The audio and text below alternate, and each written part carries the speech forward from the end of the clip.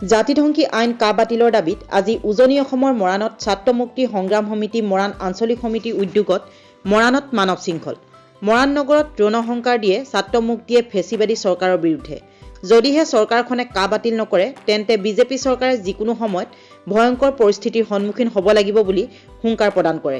BJP চৰকাৰৰ বিৰুদ্ধে বিভিন্ন প্ৰতিবাদী শ্লোগান দিয়ে।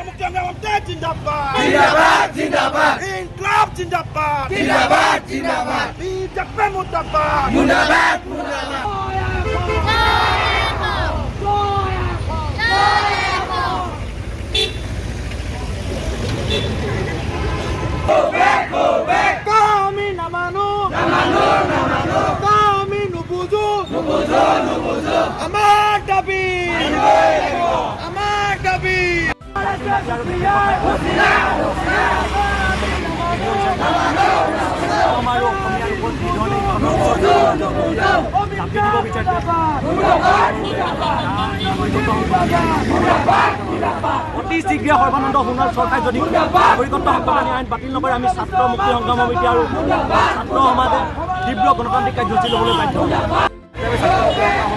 আঞ্চলিক সমিতিৰ লগতে ছাত্ৰ মুক্তি সংগ্ৰাম সমিতি আহ্বান মানে এই মানৱ শৃংখল যোগেদি আমি সৰ্বানন্দ সোণোৱাল আৰু নৰেন্দ্ৰ মোদী চৰকাৰক আমি সঁচাই দিব বিচাৰিছোঁ। অসম আৰু অসমীয়া কেইটাৰ কাৰণে মানে অতি শীঘ্ৰে যদি এই আইন যদি বাতিল নকৰে তেতিয়াহ'লে অনাগত দিনত ছাত্ৰ মুক্তি সংগ্ৰাম সমিতিৰ লগতে ছাত্ৰ মুক্তি সংগ্ৰামৰ লগতে সমূহ অসমবাসী ৰাইজৰ সহযোগত আমি এই আন্দোলন কাৰ্যসূচী ইয়াতকৈ জনপ্ৰিয় আন্দোলন কাৰ্যসূচী বাধ্য হ'ম।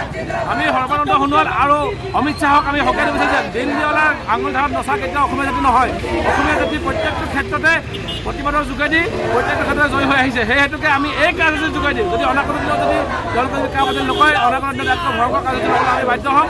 আৰু কা যেতিয়ালৈকে বাতিল নহয় তেতিয়া পৰ্যন্ত আমি ছাত্ৰ মুক্তি সংগ্ৰাম সমিতি 100জন সদস্য জীয়াই থকালৈকে ইয়াৰ